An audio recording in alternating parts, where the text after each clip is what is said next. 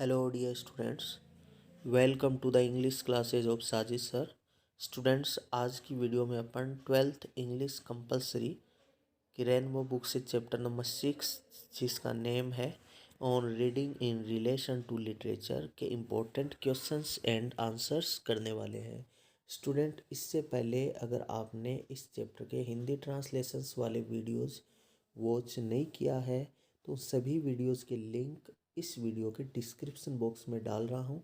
वहाँ से आप उन वीडियोस को एक एक करके वॉच कर लेना। और साथ ही स्टूडेंट्स, ये वीडियो और ट्रांसलेशंस वाले वीडियोस अगर आपको अच्छे लगे तो उसको लाइक कर देना, दोस्तों में शेयर्स कर देना। चैनल को अभी तक आपने सब्सक्राइब नहीं किया है तो चैनल को सब्सक्राइब कर देना। स्टूडेंट्स, चलो अपन स्टार्ट करते हैं चैप्टर नंबर 6 का पहला क्वेश्चन, जिसकी वर्ड लिमिट 30 to 40 रहने वाली है। और चैप्टर जिसका नेम अपन लिख चुके हैं, जो कि ऊपर ऊपर लिखा हुआ है, और इसके राइटर है लेफकेडियो हन। तो स्टूडेंट स्टार्ट करते हैं अपन, ज़्यादा टाइम न गंवाते हुए। चैप्टर बड़ा है तो देखिए, पहला क्वेश्चन है वो आर एबल, कौन समर्थ होते हैं, टू रीड वेरी वेल, बहुत अच्छी तरह से समझने में, इवन बिफोर, यहाँ तक किससे पहले, reaching the age of 25 years, यानी 25 साल की उम्र में पहुंचने से पहले कौन व्यक्ति ऐसे होते हैं जो अच्छी तरह से जान जाते हैं कि ऐसे पढ़ा जाता है। तो स्टूडेंट्स, अपन हिंदी ट्रांसलेशंस वाली वीडियोस पढ़ेंगे तो उसकी शुरुआत में लाइन दी हुई है और उसमें लेफकेडियो हन ये बताता है कि नाम मात्र के लोग ऐसे हैं जो जानते हैं कि हाउ टू रीड, कैसे पढ़ा जाता है। ज़्यादातर लोग कब जानते हैं कि हाउ टू रीड, ये जानते हैं 25 साल की उम्र में पहुंचने पर। 25 वर्ष के हो जाते हैं तब जानते हैं कि असल में इस तरह से पढ़ा जाता है। लेकिन वो ये मानता है 25 साल की उम्र पार करने से पहले कुछ व्यक्ति ही, नाम मात्र के व्यक्ति ही ये जान पाते हैं कि हाउ टू रीड, कैसे पढ़ा जाता है। तो यहाँ पे पर्सन स्टूडेंट्स ये किया गया है कि कौन व्यक्ति ऐसे हैं जो 25 साल की उम्र में पहुंचने से पहले ही अच्छी तरह से पढ़ना जान जाते हैं। तो स्टूडेंट, इसका आंसर देखिए, वो कौन से हैं, सम रेयर मैन, वो कुछ दुर्लभ व्यक्ति है, वो है ए जिनके पास क्या है, काइंड ऑफ इनहर्टेड, एक तरह की जन्मजात लिटरेरी नेचर, मतलब साहित्यिक प्रकृति के हैं, वो जन्मजात साहित्यिक बुद्धि के हैं। आर एबल, वो समर्थ होते हैं, टू रीड वेरी वेल, बहुत ही अच्छी तरह से, यानी कि पढ़ने में, इवन बिफोर, यहाँ तक किससे पहले, reaching the age of 25 years, यानी 25 साल की उम्र में पहुंचने से पहले। और वे लोग जो दुर्लभ यानी कि होते हैं वो अपवाद के रूप में होते हैं। तो स्टूडेंट्स, समझ आ गया होगा, यहाँ लिटरेसी की जगह लिटरेरी कर लेना, सी की जगह आर लगा लेना। मतलब सीधा सा यही है कि कुछ साहित्यिक, जन्मजात साहित्यिक बुद्धि के लोग होते हैं, वही 25 साल की उम्र से पहले यानी कि जान जाते हैं कि पढ़ा कैसे जाता है। और ज़्यादातर लोग हैं वो 25 साल की उम्र के बाद ही जानते हैं कि हाउ टू रीड, कैसे पढ़ा जाता है। ठीक है स्टूडेंट्स, अगला क्वेश्चन है कि हाउ मच इज रिटेंड, कितना शेष रहता है, कितना रिमेन रहता है, इन द माइंड, दिमाग में, ऑफ ए रीडर, एक पाठक के दिमाग में, वो रीड्स ओनली फॉर अम्यूजमेंट, जो आनंद के लिए पढ़ता है। कि कोई भी व्यक्ति जो आनंद के लिए पढ़ता है उसके दिमाग में कितना कुछ शेष रहता है कोई चीज़ को पढ़ने के बाद। तो देखिए स्टूडेंट्स, ए रीडर, एक पाठक, वो रीड्स ओनली फॉर अम्यूजमेंट, जो आनंद के लिए पढ़ता है, रिटेंस या रिमेंस, उसके दिमाग में शेष रहता है, इन इज माइंड, उसके दिमाग में, ए वेग आइडिया, ए वेग मतलब अस्पष्ट, एक अस्पष्ट विचार, या टू या दो विचार, about what he has red, जो उन्होंने रेड पढ़ा है। कहने का मतलब, जो आनंद के लिए पढ़ता है उसके दिमाग में कितना का रहता है, एक अस्पष्ट सा विचार या दो जो उन्होंने पढ़ा है। इट इज सो, ऐसा इसलिए क्योंकि ही रीड्स, वह पढ़ता है, विदाउट पेइंग अटेंशन, बिना ध्यान दिए हुए, टू द कंटेंट यानी जो विषय वस्तु है उसके ऊपर बिना ध्यान दिए हुए पढ़ता है, आनंद के लिए पढ़ता है। तो देखिए स्टूडेंट, ये भी आप जानते हो, जब आप बिना किसी पे ध्यान दिए हुए यानी कि पढ़ते हो, तो जो आपने पढ़ा है वो सारा का सारा आपके दिमाग में फिट नहीं रहता है। आपने जो पढ़ा है उसका एक या दो स्पष्ट से बिंदु आपके दिमाग में रहते हैं। क्योंकि इतना ही उसके दिमाग में क्यों रहता है? क्योंकि they read only the letters, वे केवल लेटर अक्षरों को पढ़ते हैं, शब्दों को पढ़ते हैं of the text for amusement, आनंद के लिए। ठीक है स्टूडेंट्स, अगला प्रश्न देखिए कि how do people without taste, कि कैसे लोग हैं वो बिना रुचि के और डिस्क्रिमिनेशन, बिना औचित्य की समझ के पुस्तक है वो पढ़ लेते हैं। तो ऐसे जो लोग होते हैं स्टूडेंट, वो कैसे होते हैं? ऐसे जो लोग हैं जो बिना रुचि और औचित्य की समझ के पढ़ते हैं, सच पीपल, इस तरह के लोग रीड बुक, पुस्तक को पढ़ते हैं विदाउट पेइंग अटेंशन, बिना ध्यान दिए, टू द कंटेंट, विषय वस्तु की तरफ ध्यान दिए हुए, they read only the letters, वे केवल अक्षरों को पढ़ते हैं, और वर्ड्स ऑफ द टेक्स्ट यानी जो पाठ्य पुस्तक है उसके शब्दों को पढ़ते हैं, फॉर किसके लिए? अम्यूजमेंट के लिए। तो ऐसे वो लोग हैं। अगला स्टूडेंट क्वेश्चन देखिए कि why are most of the persons unable, कि क्यों ज़्यादातर जो लोग हैं वो असमर्थ हो जाते हैं to express their original opinion, अपना ओरिजिनल मत देने में, अबाउट ए बुक, एक बुक के बारे में। तो देखिए कि ज़्यादातर व्यक्ति है वो अनेबल क्यों हो जाते हैं एक्सप्रेस करने में, अभिव्यक्त करने में, अपना ओरिजिनल विचार अभिव्यक्त करने में, किसके बारे में? एक बुक के बारे में।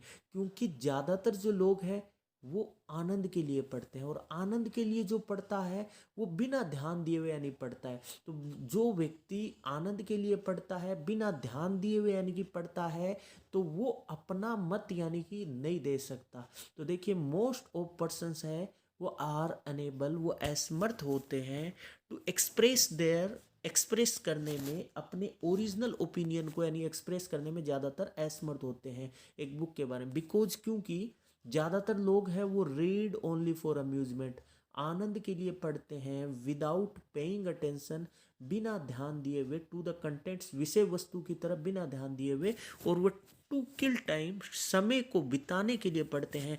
तो मतलब जो व्यक्ति टाइम पास करने के लिए पढ़ता है, आनंद के लिए पढ़ता है, वो कभी भी किसी बुक के बारे में, बुक को पढ़ने के बाद अपना ओरिजिनल विचार है वो नहीं दे सकता। अगला क्वेश्चन देखिए स्टूडेंट्स, अच्छा पर्सन है, वेरी इंपॉर्टेंट पर्सन है, कि एक्सप्लेन कीजिए हाउ अकॉर्डिंग टू लेफ्केडियो हर्न, ये कौन है? लेफ्केडियो हर्न राइटर है इस चैप्टर के, कि व्याख्या कीजिए कैसे लेफ्केडियो हर्न के अनुसार amusement and study are different things, यानी कि एक्सप्लेन कीजिए कैसे लेफ्केडियो हर्न के अनुसार अम्यूजमेंट और स्टडी है वो आर टू डिफरेंट थिंग्स, ये दो अलग अलग चीज़ है। कि स्टडी और अम्यूजमेंट दो अलग अलग चीज़ कैसे हैं लेखक के अनुसार, ये बताइए। तो अब देखिए स्टूडेंट्स, असली मायने में स्टडी क्या होती है, पढ़ना किसको कहते हैं, वो इस क्वेश्चन में समझेंगे। वेरी वेरी इंपॉर्टेंट क्वेश्चन है स्टूडेंट। तो देखिए, अकॉर्डिंग टू लेफ्केडियो हर्न के अनुसार, वेन वी स्टडी, जब हम पढ़ते हैं, अध्ययन करते हैं, एनी सब्जेक्ट का, किसी भी सब्जेक्ट का, थ्रूली, पूरा का पूरा, एंड ट्राई टू अंडरस्टैंड, और कोशिश करते हैं टू अंडरस्टैंड, समझने की, all the meaning of the subject matter, यानी जो भी सब्जेक्ट मैटर है, विषय वस्तु है, उसके सभी मीनिंग्स का यानी कि हमें अर्थ समझने की कोशिश करते हैं। It is called hard study, उसे क्या कहा जाता है? हार्ड स्टडी कहा जाता है। कहने का मतलब क्या है स्टूडेंट, स्टडी क्या होता है?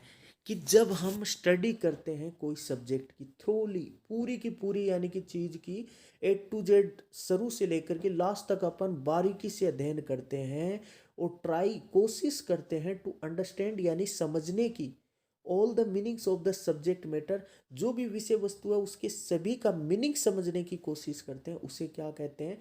हार्ड स्टडी कहते हैं। जैसे फिजिक्स की अपन स्टडी करेंगे तो हमें हर मीनिंग के बारे में यानी कि स्टडी करनी होगी, तब अपन को समझ में आएगा।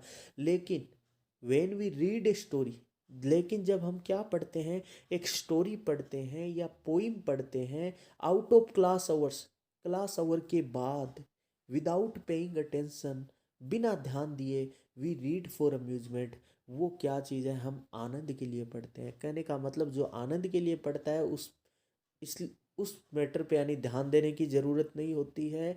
और स्टडी क्या होता है, स्टडी वही होता है जब हम किसी चीज़ को पूरे के पूरे को पढ़ते हैं, सभी मीनिंग का अर्थ जानने की कोशिश करते हैं, वो क्या होती है, स्टडी होती है। ठीक है स्टूडेंट, अब अगला क्वेश्चन भी बहुत ज़्यादा अच्छा है।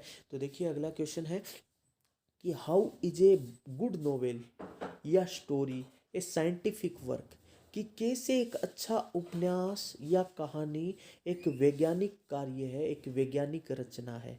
जिस तरह से विज्ञान की बुक है पढ़ते हैं तो हमें हार्ड स्टडी की ज़रूरत पड़ती है, तो वैसे ही क्या बताया गया है कि कैसे एक अच्छा नोवेल या एक कहानी भी साइंटिफिक वर्क होती है, वो भी एक वैज्ञानिक रचना होती है। कि जिस तरह से विज्ञान की बुक को पढ़ते हैं बड़ी ध्यान से पढ़ना होता है, हर मीनिंग के अर्थ को जानते हुए पढ़ना होता है, वैसे ही एक अच्छा जो उपन्यास होता है या कहानी होती है वो भी क्या होती है, एक साइंटिफिक कार्य होता है। वो कैसे, तो देखिए ए novel is also a scientific work, एक उपन्यास भी क्या होता है, एक साइंटिफिक रचना होती है। Because it has been composed, क्योंकि उपन्यास है वो भी कंपोज होता है, रचा हुआ होता है on the basis of the best principles, किस आधार पे, ऑन द बेस्ट प्रिंसिपल्स यानी जो बेस्ट जो सिद्धांत है ऑफ मोर देन वन, एक से ज़्यादा साइंस यानी साइंस के जो एक से ज़्यादा जो बेस्ट जो सिद्धांत है उसी सिद्धांतों के आधार पे यानी कि नोवेल की भी रचना की जाती है। ए बुक ऑफ लिटरेचर, एक साहित्य की जो बुक है वो फॉलो करता है rules of science of life, यानी कि rules of science of life यानी जीवन के विज्ञान के जो रूल है उसका फॉलो करती है। बिकॉज लिटरेचर है वो क्या रिप्रेजेंट करता है, जीवन को रिप्रेजेंट करता है। स्टूडेंट कहने का मतलब यह है कि एक ज़रूरी नहीं है कि एक फिजिक्स की किताब है वही अच्छी होती है, प्रत्येक अच्छा नोवेल या कहानी की बुक भी क्या है, एक साइंटिफिक वर्क होता है। उसे भी हमें क्या करना पड़ता है, एक साइंटिफिक यानी कि एक विज्ञान की किताब की तरह यानी कि पढ़ना होता है। क्योंकि कोई भी अच्छी कहानी या नोवेल है वो कंपोज होती है on the basis of the best principles, किसके आधार पर रची होती है, जो मुख्य जो सिद्धांत बेस्ट जो सिद्धांत होते हैं विज्ञान के, उस सिद्धांत के आधार पे। जैसे विज्ञान किस पे चलती है, सिद्धांतों पे चलती है, वैसे ही क्या है अच्छी कहानी या नोवेल की बुक भी किसके आधारित रची होती है, यानी कि वो भी किसके आधार पे, यानी कि विज्ञान के जो सिद्धांत है उसके आधार पे यानी कि कंपोज की जाती है। और ए बुक ऑफ लिटरेचर है वो फॉलो करता है किसका, जैसे एक साहित्य की किताब हो किसका फॉलो करता है, यानी कि जो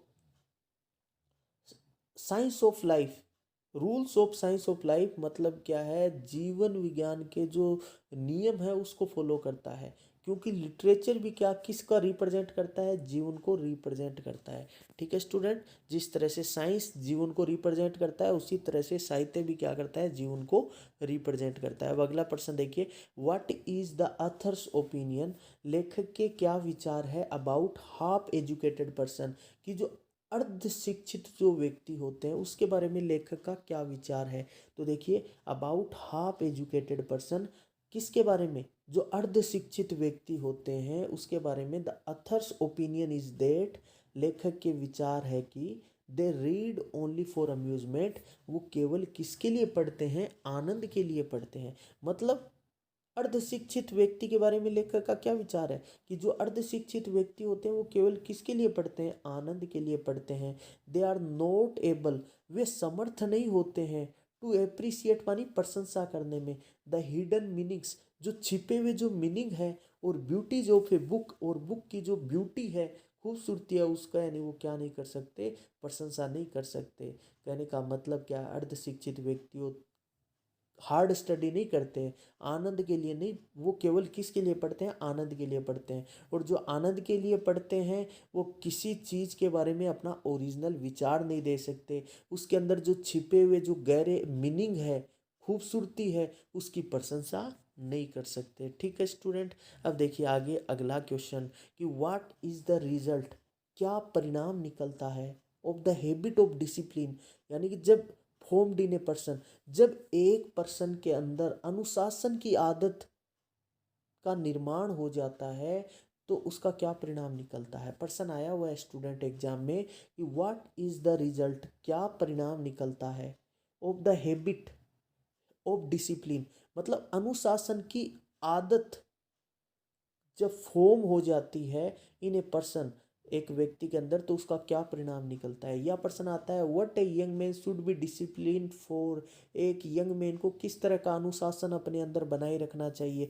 तो स्टूडेंट यहाँ अनुशासन का मतलब यही है कि पर्सन है, कोई भी व्यक्ति है, वो आनंद के लिए न पढ़े, और जब ऐसी आदत उसके अंदर फॉर्म हो जाएगी कि मैं कोई भी चीज़ को आनंद के लिए नहीं पढ़ूंगा, ज्ञान के लिए पढ़ूंगा, तो वह उस व्यक्ति का यानी कि क्या परिणाम निकलेगा, उसमें क्या परिणाम निकलेगा। देखिए, once the habit of discipline, एक बार अगर अनुशासन की आदत है वो फॉर्म हो जाती है, यानी कि अपने अंदर यानी जम जाती है इन ए पर्सन, एक व्यक्ति के अंदर, तो the result is that, result ये होगा, the scholar should always keep in mind that, वह विद्वान या वह छात्र हमेशा अपने दिमाग में रखेगा कि books are not to be read for amusement, books को आनंद के लिए न पढ़ा जाए केवल।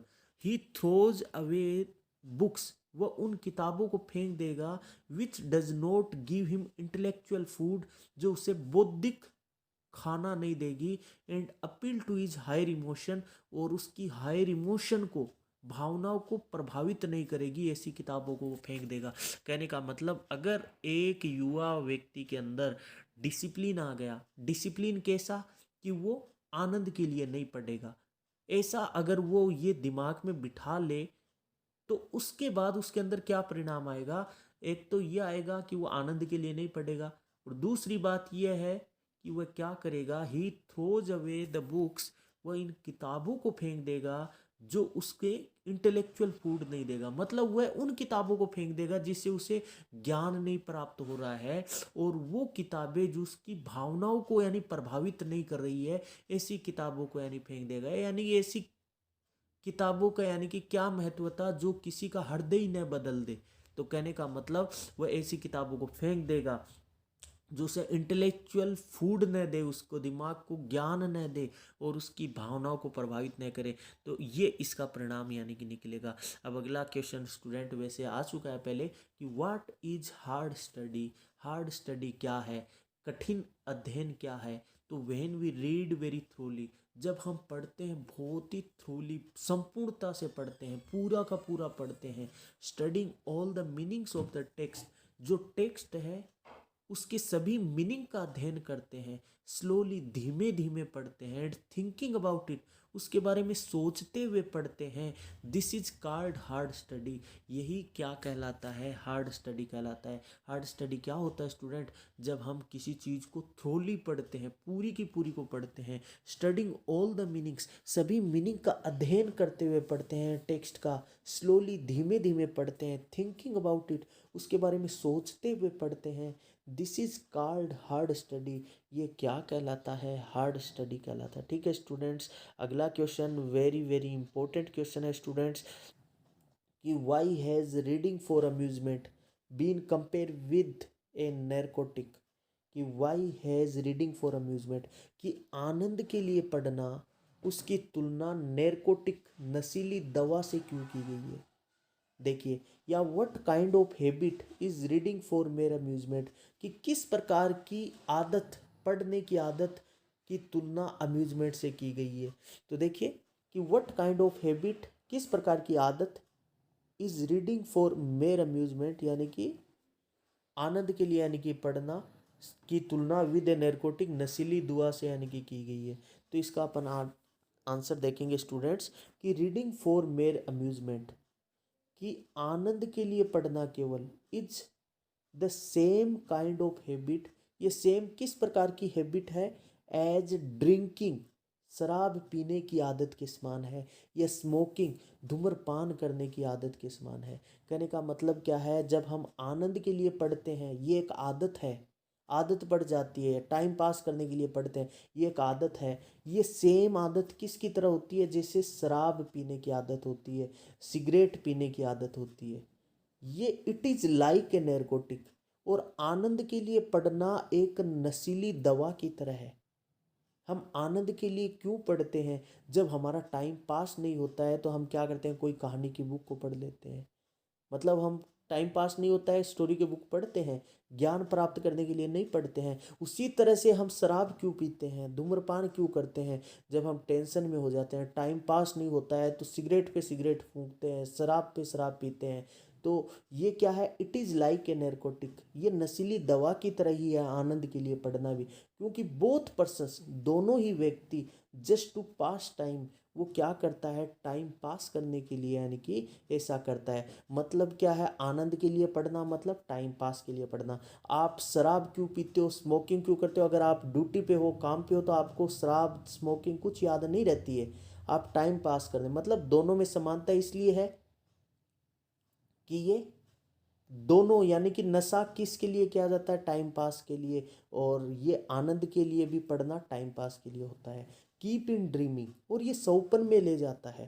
कहने का मतलब जैसे शराब पी लेता है, आप बड़े बड़े ख्वाब देखते हो, उसी प्रकार से आप आनंद के लिए पढ़ोगे तो आप परियों की कहानियाँ पढ़ रहे हो, तो आप एक कल्पना की दुनिया में चली जाओगे। और ये सारी चीज़ें क्या कर देता है, ये डिस्ट्रॉय कर देता है कैपेसिटी फॉर थॉट्स, सोचने की जो क्षमता है उसको नष्ट कर देता है। जैसे शराब पियोगे तो आपकी सोचने की क्षमता खराब, अगर आप आनंद के लिए पढ़ोगे, अपना दिमाग का यूज किए बगैर पढ़ोगे, तो आपकी सोचने की जो क्षमता है वो नष्ट हो जाएगी। और लिव डीपर फीलिंग, और आप छोड़ दोगे डीपर फीलिंग्स, यानी जो गहरी जो भावनाएं, एंड हायर फैकल्टीज, हायर जो क्षमता है, और परसेप्शन अनएम्प्लॉयड, यानी जो अनुभूति है उसको, यानी कि बिना समझे ही बगैर ही हम, यानी कि छोड़ देंगे। कहने का मतलब क्या है, अगर आप आनंद के लिए पढ़ोगे तो उसके अंदर गहरे जो अर्थ है, ब्यूटी है, उसको समझे बगैर ही आप उसे छोड़ दोगे। तो इस तरह से, यानी कि नैरकोटिक से इसकी तुलना की गई है। अगला क्वेश्चन है student, what is the real test of a great book, कि ग्रेट बुक की असली परीक्षा क्या होती है? तो देखिए, the real test of a great book, यानी असली जो, यानी टेस्ट होता है ग्रेट बुक का, वो ये होता है, पीपल वांट टू री रीड इट, लोग यानी कि ग्रेट बुक को री रीड करना चाहते हैं, बार बार पढ़ना चाहते हैं। It they want to read it the second time more, और वे इसे पढ़ना चाहते हैं, दूसरी बार ज़्यादा पढ़ना चाहते हैं, then did the first time, जो उन्होंने पहली बार पढ़ा उससे कहीं ज़्यादा ध्यान लगा के दूसरी बार पढ़ना चाहते हैं। ये ग्रेट बुक की विशेषता होती है। इन एवरी एडिशनल रीडिंग, प्रत्येक अतिरिक्त रीडिंग में, इट अनफोल्ड्स, ये खोलता है, यानी कि इट्स नेवर मीनिंग, नए यानी कि मीनिंग खोलता है, एंड ब्यूटीज खोलता है। मतलब आप ग्रेट बुक को पढ़ोगे तो हर बार आपको क्या मिलेगा, नया मीनिंग मिलेगा उसमें, और नई खूबसूरती मिलेगी। अब अगला यानी कि क्वेश्चन देखिए, give give examples of dullness in great critics, की एग्जाम्पल दीजिए डलनेस के, निरुत्साहिता के, इन ग्रेट क्रिटिक्स की, बड़े बड़े जो समीक्षक होते हैं उसमें भी कुछ कमियां आ जाती है, उसके एग्जाम्पल दीजिए। तो देखिए, नो क्रिटिक्स इज इनफ्लेबल, कि कोई भी समीक्षक है वो अकाट्य नहीं होता है, फाइनल नहीं होता है, कि वो ही एकदम सत्य नहीं होता है। दे ऑफन मेक मिस्टेक्स, कि बड़ा सा बड़ा यानी क्रिटिक्स है वो भी गलतियां कर देता है। जैसे कार्लेल कुड नॉट फाइंड ब्यूटी, जिसे कार्लेल है वो क्या नहीं कर पाता है, ये एक राइटर का नाम है, वो ब्यूटी नहीं ढूंढ पाता है in the poetry of browning, यानी कि ब्राउनिंग की पोइट्री में, यानी ब्राउनिंग है जो कि यानी कि बहुत ही यानी कि शानदार यानी कि पोइट था, और उसकी पोइट्री में उसे खूबसूरती नहीं मिली। और बायरन आल्सो फेल्ड, और बायरन है वो भी फेल हो गया टू अप्रिसिएट, यानी प्रशंसा करने में, सम ग्रेट इंग्लिश पोइट, कुछ यानी कि ग्रेट इंग्लिश पोइट की। तो कहने का मतलब क्या है, बड़े जो समीक्षक होते हैं उसमें भी डलनेस आती है, उसमें भी कुछ कमी होती है। तो वो कैसे, एग्जाम्पल देखिए, कि कुछ क्रिटिक्स है, कोई भी क्रिटिक है वो इनफ्लेबल नहीं होते हैं, मतलब एकदम फाइनल नहीं होते हैं, इकट्ठे नहीं होता है कि मैंने जो कह दिया वो सही है, क्योंकि उनमें भी मिस्टेक पाई जाती है। बड़े से बड़े जो समीक्षक होते हैं उसमें भी कमियां पाई जाती है। जैसे कार्लेल है, ये एक राइटर है, वो क्या नहीं ढूंढ पाता है, इन ब्यूटी नहीं ढूंढ पाता है in the beauty of browning. Browning यानी कि क्या है उसका, ब्राउनिंग एक राइटर है, उसकी जो पोइट्री है उसके अंदर यानी कि उसे खूबसूरती नहीं मिलती है, मतलब उसे उसकी पोइम्स अच्छी नहीं लगती है। लेकिन वो बहुत ज़्यादा यानी कि पोइम्स है शानदार लिखी, बहुत सारे पोइट भी उसकी पोइम को यानी कि प्रशंसा की, लेकिन कार्लेल को अच्छी नहीं लगी। इसका मतलब ये नहीं है कि ब्राउनिंग ने जो पोइम लिखी, ब्राउनिंग जो वर्जन है इसका यानी कि ये क्या है, यानी कि अच्छी नहीं है। और बायरन है आल्सो फेल्ड, वो भी एसपल हो जाता है टू एप्रिसिएट, प्रशंसा करने में कुछ ग्रेट इंग्लिश पोइट की। तो इस तरह से यानी कि उनमें भी कुछ यानी कि डलनेस पाई जाती है। अब अगला देखिए, what kind of libraries are needed, किस तरह की लाइब्रेरी की ज़रूरत है गरीब लोगों के लिए। तो देखिए लाइब्रेरी कैसी हो, the best of all libraries, सभी लाइब्रेरीज में best for a poor man, एक गरीब आदमी के लिए would be A library entirely compose, एक ऐसी लाइब्रेरी जो पूरी की पूरी कंपोज हो सच ग्रेट वर्क्स ओनली, जिसमें केवल ग्रेट वर्क यानी कि हो, ऐसी लाइब्रेरी क्या हो, गरीब लोगों के होने चाहिए।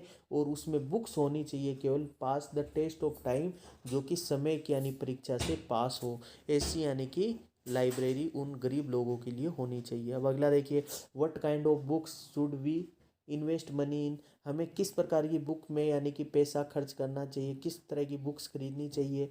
वी शुड इन्वेस्ट मनी, हमें पैसे खर्च करने चाहिए बाइंग सच बुक्स, ऐसी किताबें खरीदने में जिसे we want to reread more than once, जिसे हम दोबारा पढ़ना चाहते हैं, एक बार से ज़्यादा पढ़ना, दूसरी बार पढ़ना चाहते हैं, ऐसी किताबों को खरीदने में हमें पैसा खर्च करना चाहिए।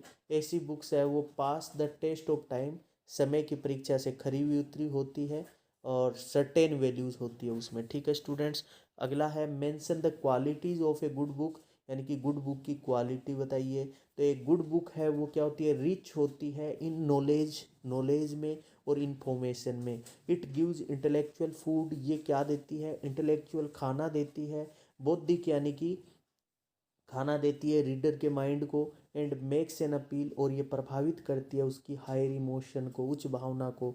और रीडर है वो क्या करता है, वॉन्ट्स चाहता है टू रीड ए बुक, यानी कि पढ़ना चाहता है एक गुड बुक को अगेन एंड अगेन, बार बार, और एवरी एडिशनल टाइम में वह क्या पाता है, नए मीनिंग पाता है और खूबसूरती पाता है उसमें। ठीक है स्टूडेंट, तो इस तरह से आप इसके अंदर ये ग्रेट बुक की विशेषता लिख देना। अगला प्रश्न है, बड़ा प्रश्न आ गया है स्टूडेंट अब 7 नंबर का, इसको थोड़ा अपन जल्दी पढ़ेंगे। 2 प्रश्न है कि एक ग्रेट बुक है वो ग्रोज एग्जैक्टली, कि महान पुस्तक है वो ग्रो होती है एग्जैक्टली इन प्रोपोर्शन, यानी कि आकार के रूप में, to the growth of reader's mind, कि जैसे जैसे रीडर के माइंड की ग्रोथ होती है उसी आकार में ग्रेट बुक है वो भी ग्रो होती है उसी के आकार में। तो कैसे, तो देखिए कि कोई भी यंग मैन है वो कैन पॉसिबली सी इट, कोई भी युवा व्यक्ति संभवतः नहीं देख सकता है, यानी कि उसकी वैल्यू को फर्स्ट रीडिंग में the qualities of great book, यानी कि ग्रेट बुक की क्वालिटी को, कि कोई भी यंग मैन है कैन पॉसिबली संभवतः सी देख सकता है पहली रीडिंग में उसकी क्वालिटी को ऑफ ग्रेट बुक, कि ग्रेट जो बुक है उसकी पहली रीडिंग में कोई भी व्यक्ति है वो उसकी क्वालिटी को नहीं देख सकता। कि रिमेंबर देट, याद रखिए कि इट हैज़ टेकन ह्यूमैनिटी, इसमें लग जाते हैं कई मानवताएं लग जाती है, कई केसेस में हंड्रेड्स ऑफ ईयर्स, कई साल लग जाते हैं टू फाइंड आउट, पता करने में, ऑल देट यानी कि उसके अंदर जो कुछ भी है, there is in such a book, जो भी पुस्तक के अंदर है। कहने का मतलब क्या है, जो ग्रेट बुक है वो एक बार पढ़ने मात्र से ये नहीं पता चलता है कि ये महान है या नहीं है, उसमें कई बार तो कई कई सालों लग जाते हैं उसकी महानता प्राप्त करने के लिए। But according to men's experience of life, लेकिन मेंस एक्सपीरियंस ऑफ लाइफ, व्यक्ति के यानी जीवन के अनुभव के आधार पे, the text will unfold new meanings, जो टेक्स्ट है वो क्या करती है, नए मीनिंग खोलती है टू हिम, उनके लिए। और द बुक दैट डिलाइटेड अस, वह पुस्तक जो उसे डिलाइट करती है 18 में, 18 साल की उम्र में, if it is a good book, अगर वो एक अच्छी बुक होगी, विल डिलाइट अस, वो हमें प्रभावित करेगी, मच मोर, ज़्यादा प्रभावित करेगी, 25 साल की उम्र में।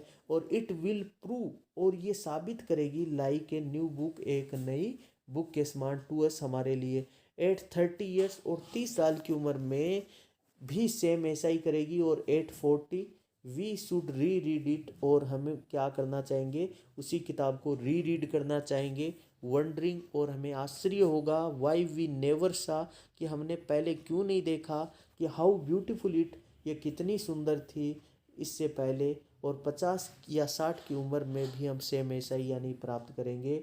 और एक ग्रेट बुक है वो ग्रो होती है exactly in proportion to the growth of the reader's mind, यानी रीडर माइंड के अनुपात में ही।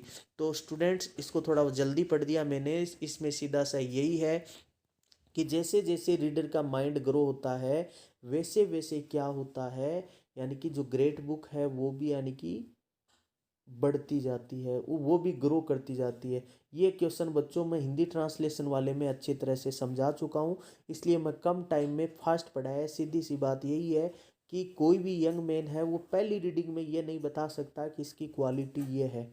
कई बार तो क्या होता है किसी बुक की क्वालिटी बताने के लिए कई साल लग जाते हैं कि इस बुक के अंदर ये क्वालिटी है। और जब भी आप ग्रेट बुक को पढ़ोगे तो हर बार आपको एक नया मीनिंग मिलेगा, और आप पाओगे ग्रेट बुक है वो 18 साल की उम्र में आपको आनंद देती है, और 25 साल की उम्र में आपको डबल आनंद देगी अगर वही बुक पढ़ोगे, और 30 या 40 उम्र में पढ़ोगे तो आपको यानी कि ऐसा लगेगा कि ये एक नई बुक है। मतलब जितनी बार पढ़ोगे आपको उतनी बार नया मीनिंग मिलेगा, उसमें नई खूबसूरती यानी कि मिलेगी।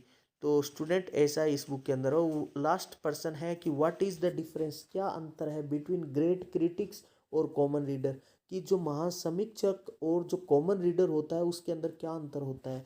तो देखिए एक ग्रेट क्रिटिक है वो रीड बुक को पढ़ता है वेरी सीरियसली, कि महासमीक्षक है वो बुक को बड़ी गंभीरता से पढ़ता है, सावधानी पूर्वक पढ़ता है।